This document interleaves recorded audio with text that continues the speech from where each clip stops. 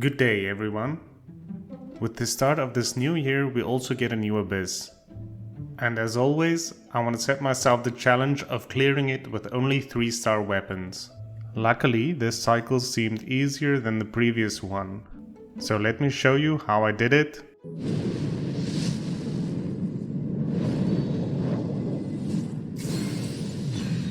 The Volca way. In this video we will look at the abyss lineup. I will explain why 2 of my attempts have failed. Then I will show the successful teams and the run, while giving you some tips on how to clear it yourselves. Chamber 1, first off, you have the Perpetual Mechanical Array. Even though this boss has a phase where he splits up, you can view him as a single target. I'll explain why during my run. On the second half you have the Thunder Manifestation. This boss is immune to Electro and moves around a lot, meaning you would either want to go ranged or focus on short bursts of high damage. Chamber 2, first off, you have the annoying spinning mech, followed by a Ruin Guard and then 2 Ruin Graders. On the second half you have 2 Geo Spectres and 3 large Geo Slimes with Geo Shields, followed by 2 Geo Vishaps and then 2 Stonehide Lava Churls, again with Geo Shields. The best ways to get through a Geo Shield is the same as the best ways to gather ore. That means either using Geo damage or blunt damage, like with great swords or plunging attacks. Chamber 3, on the first off, you have the Water Elemental, or as they like to call it, the Hydro Tulpa. This boss is both immune to and constantly affected by Hydro. This makes Pyro strong for vaping or Dendro strong for any bloom based reactions. On the second half you have 2 Thunderhelm Lava Churls with Electro Shields, followed by 2 Eremites, the Lore Master and the Ring Dancer. For my first attempt, I made my first half team focused on the Hydro Tulpa, with the idea that the spread team would turn into a Hyper Bloom team and Zhongli's shield would help me survive and give me the Abyss bonus. The problem with this way of thinking though is that you need to get to the Hydro Tulpa, and that for Chamber 1 and 2, my combination of Geo and Dendro will have absolutely no synergy. For the second half I chose a Burgeon team, hoping that the AoE would be useful in later chambers. Even though this team only had 1 minute and 10 seconds to beat the single target boss, it was no problem for this team. The problem for this attempt was in Chamber 2, first half, where my spread team was just way too slow at doing damage. Not having nearly enough time for the second half, I went back to the drawing board. For my second attempt, I went back to my trusty Quick Bloom team, this time clearing the PMA in just under a minute. With Nihida on the first half, I could not go with the Burgeon team, so I tried Neuvillette Vape. The Thunder Manifestation was no problem for Neuvillette's strong ranged attacks. This time my damage was a lot better on Chamber 2 first half, clearing it in just over a minute. This time my biggest problem was getting through the Geo Shields. Water eventually breaks through rock, but I only had 2 minutes and not thousands of years. So I had to go back to the drawing board to get something that could break a rock. For example, an even bigger rock. This led to the following team options. On the first half, once again, my trusty Quick Bloom team. And even though Xingqiu will do no damage versus the Hydro Tulpa, I can make up for it by getting more field time on my other characters. On the second half I went with Neuvillette Hyper Carry, the best ore farmer in the game Zhongli, and last but not least Jean for VV and healing. With these 2 really strong teams, let's jump right into it. For my first Abyss card, I take the Energy Recharge. This actually helps a lot since I'm not able to use any of the Favonius weapons. Against the PMA you just want to focus on doing as much damage as possible.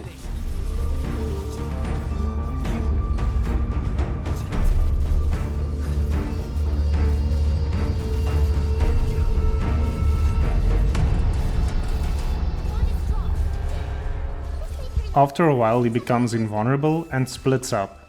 Find the one with the golden ring around it, and this is technically the only one you have to kill to get him back vulnerable again.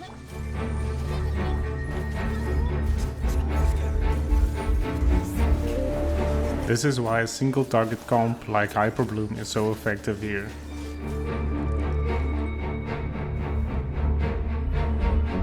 The Thunder manifestation will spend the first few seconds in the middle.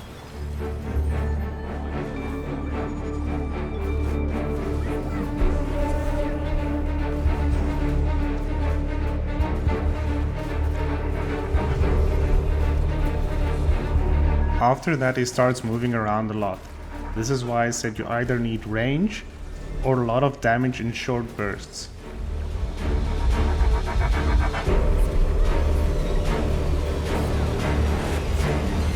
It has two attacks that you really need to look out for.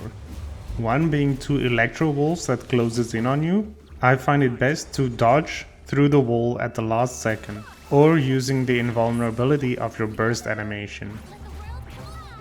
The other attack is an electro cage that follows you around. I always find it best to kite it away for a bit, then come back to the Thunder manifestation and use a burst to negate the last few seconds of damage. I beat Chamber 1 with 47 seconds to spare.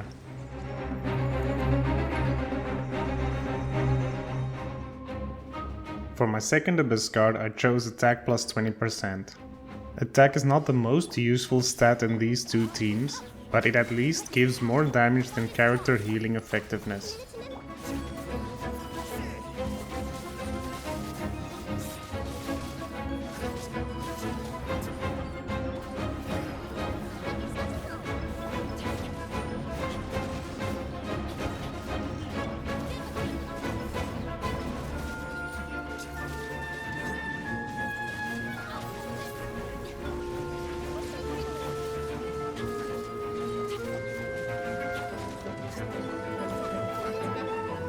Quick Bloom team makes quick work of the mech and the guards, taking less than a minute to finish the first half.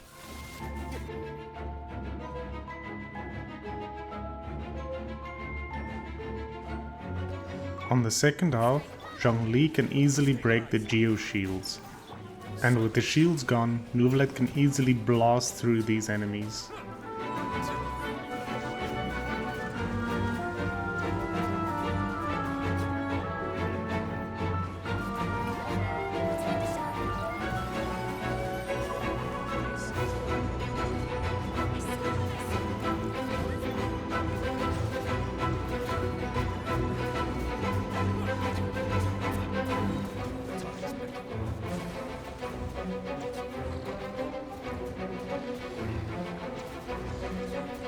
At the end you have the two lava churls, who also have Geo shields, which is again no match for Zhongli. With their shields gone, Neuvillette can tear through their health bars.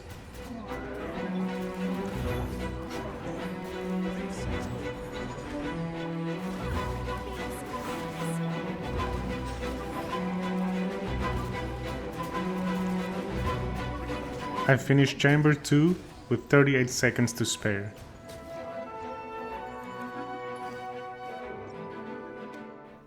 For Chamber 3, I choose attack again. The Hydro Tulpa is immune to Hydro and constantly affected by Hydro. This means I can skip using Xingqiu's burst. I still use his skill though, because it gives me very valuable damage reduction and resistance to interruption.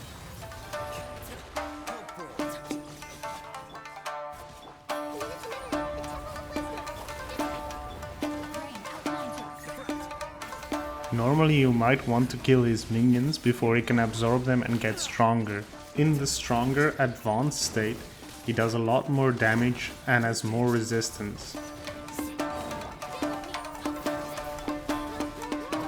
With this team I decided to just focus on him, and I get him down with just over a minute. On the second half, starting with the two lava churls, my biggest problem is getting through those two electro shields. I use my Zhongli burst and skill as often as possible to get through those shields.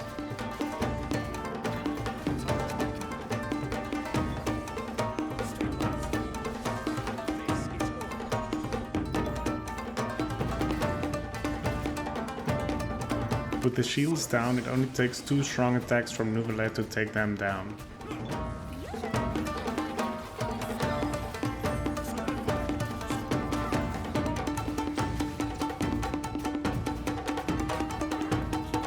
Now I could focus on the Eremites. Both of these Eremites summon a pet that if you kill it, stuns and weakens them.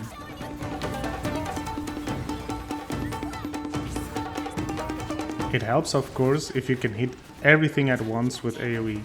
I complete Chamber 3 with 46 seconds to spare. This time I wanted to include my failed attempts.